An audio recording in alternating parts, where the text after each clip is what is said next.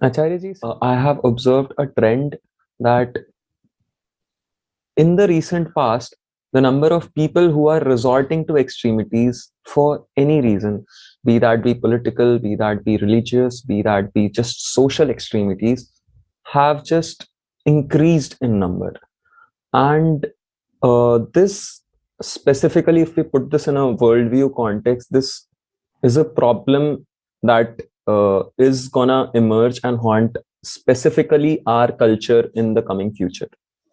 And I feel that it is that we just see a trend where extremity as a behavior is penetrating things that were not extreme to begin with, and this has been more of a reactive kind of mechanism. Say I'm talking about the people who associate themselves with Sanatan Dharma, or people who associate themselves with specific ideologies that are non-extreme, and there have been sects and there have been people who have resorted to extremities more of as a reaction because they see no other way out, or whatever may be the reason that they cite.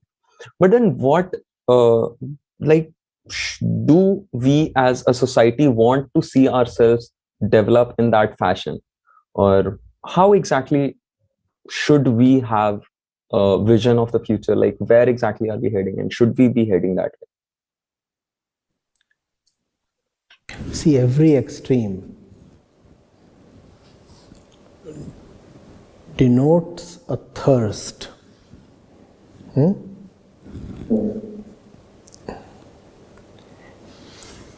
Be it the extreme food consumption of somebody recuperating from a fresh breakup, the extreme possessiveness of protective husband, the extreme competitiveness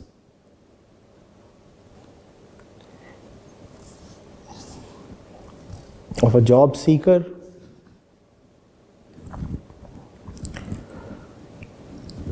the extreme anger of a jilted lover,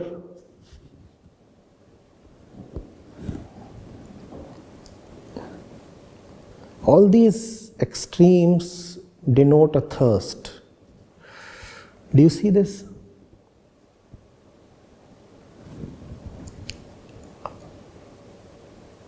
Extreme anger, extreme anything. If today you are seeing so many extremes in all ways in the society, they are indicative of a central common problem. And there is not just religious extremism. Even global temperatures are rushing towards an extreme, are they not? Even sea levels are rushing towards an extreme, are they not? And I'm inviting you to see that all these are interrelated. The global forest cover currently stands at an extreme. What kind of an extreme? minimum? It is lower than it ever was in history, right? Global flesh consumption, both in absolute and per capita terms, today stands at an extreme, no? Humanity was never killing so many animals per minute ever in history. The average person was never consuming so much flesh ever in history.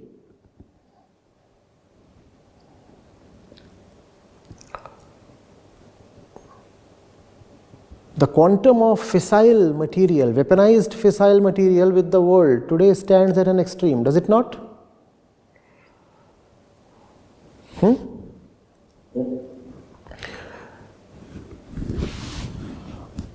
Computer processing speed today stands at an extreme, does it not? Would you want to see how all these extremes are linked? We said all extremes come from a certain thirst, rather a central thirst.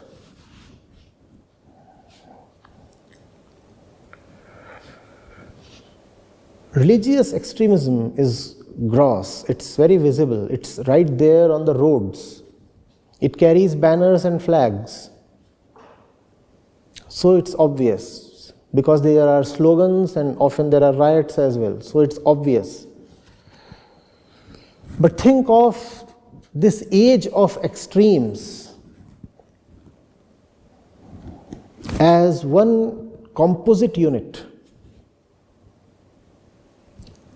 All of this is arising from the kind of despondency in the human mind that is unequaled in history.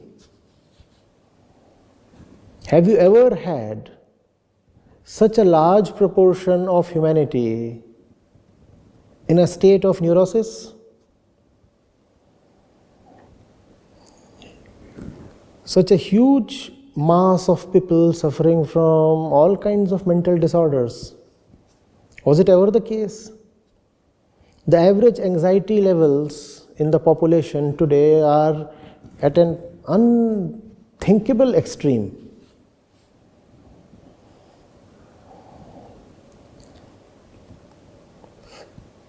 And the world today is more prosperous than it ever was. The per capita average global income is an extreme today.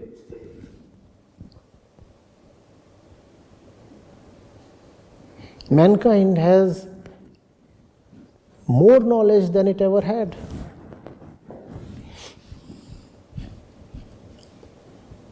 Do you see what is happening? What is common among all those extremes is that they are all external. They are all external. They are all external extremes. Be it the processing speed part, be it the consumption part, be it the knowledge part. They are all outside of the human being. In the external world, man is rushing to deeper and deeper extremes. Probably the reason is that the void in our center today is deeper than ever. And this internal hollow, its extreme hollowness is causing us to rush to extreme measures in the external world.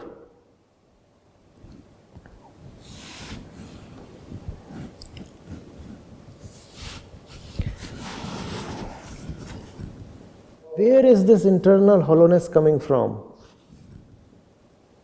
This internal hollowness is coming from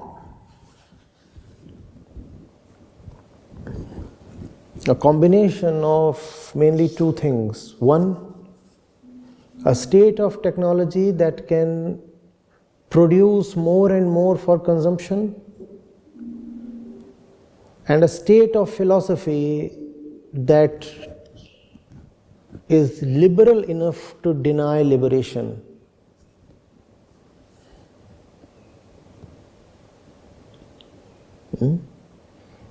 So there is the factory yielding more and more goods, and there is the philosophy telling you that consumption of these goods is the purpose of your life.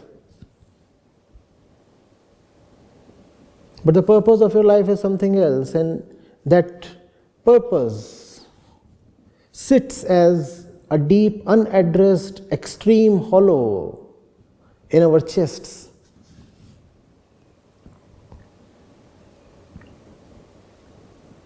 Technology, economy, and philosophy have combined to bring humanity to probably its lowest state in terms of consciousness in its history. And that's why you see all kinds of extremism everywhere in the world.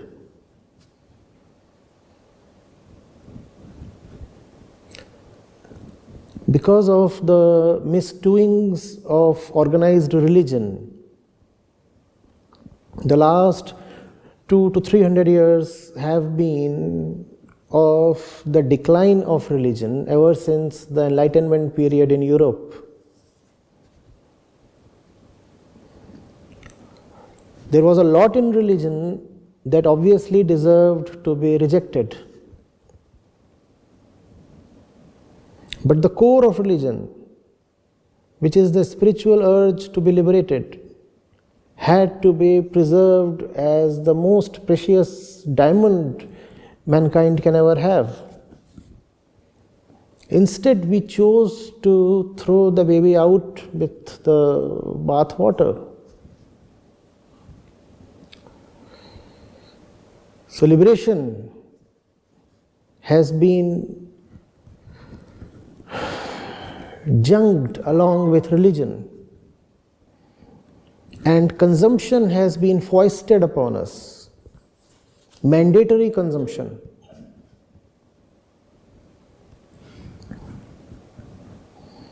And that's the reason why you see people running to all these extremes, because it's scary. We need meaning, we need purpose to life. And when we do not find meaning and purpose in life, we do stupid things like religious extremism, like extremism in merrymaking. People want to go to the Mars to get some pleasure.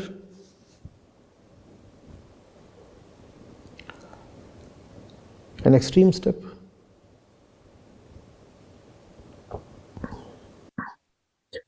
Acharya, just another thing, but which is slightly off from this, but then I feel that that has been something on my mind ever since you talked about liberalism in the current society, and all of us, these external extremities relating with the hollow that is in our chest, is a common observation about uh, about people or intellectuals claiming how a liberal society should be, but in fact not doing it.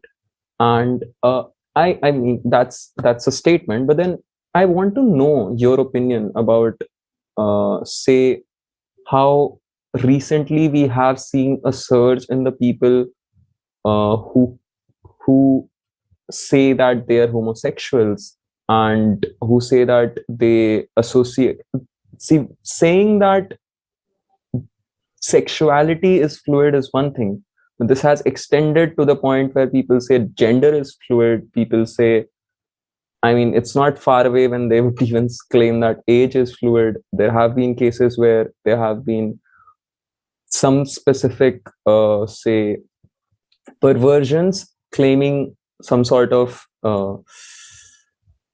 There has been this specific case in UK where a specific group of people have claimed some sort of security under the LGBTQ plus movement. And I just want to know your opinion about this particular thing. Why the rise on this? Because this is something which is relatively internal, I feel. But then again, we as a society are moving to its extreme. Is it not obvious, Devang? I mean, you want something in life when you don't get it at several places. You try it at this place as well. And if you start seeing some little success in playing with your sexuality, then you just squat there and you start insisting that this maybe is the thing that will take me all the distance.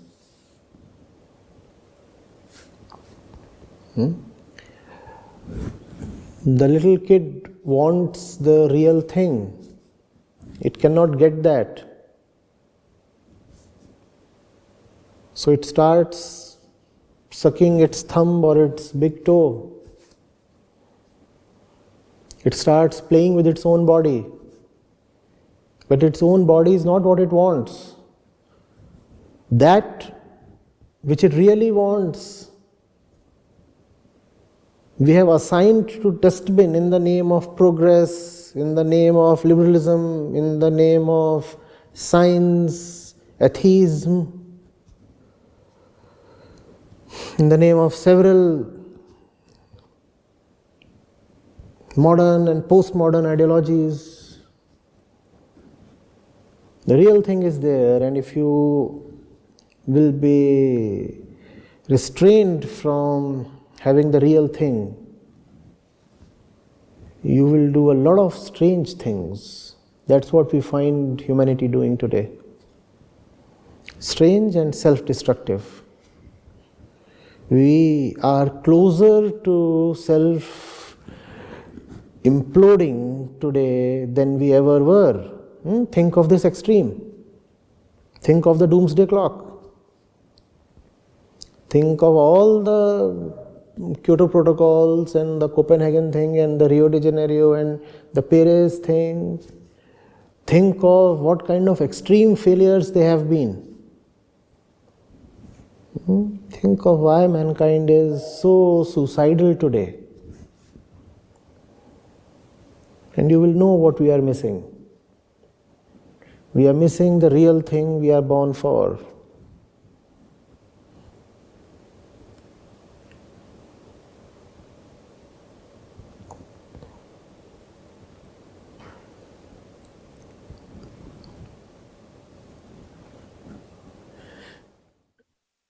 In the long run, like right now, in the present state, the society is in a manner moving towards its self-destruction. So is there any particular way? Like we can always have these sporadic set of individuals who have been a little more enlightened than the masses, who have served as guiding poles for the masses in general. But then, do we see a future for our society where we might not directly be led to that doomsday? No, you see, you have to do things if you want to avert what clearly awaits us. You need to have 1,000 such discussions happening every minute at 1,000,000 places across the globe.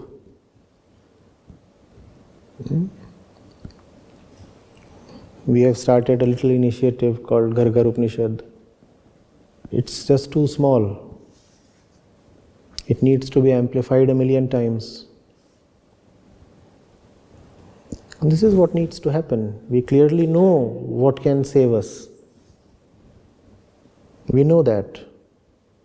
It's just that we need to work on it. We need to feed resources into it. We need to build an opinion, an understanding around it.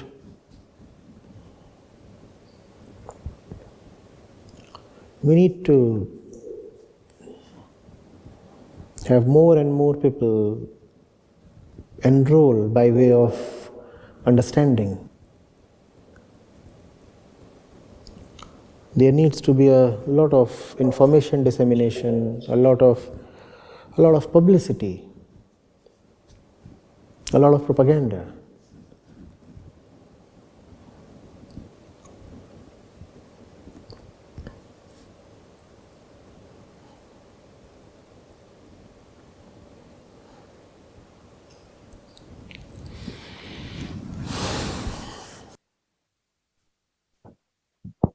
I guess this is it.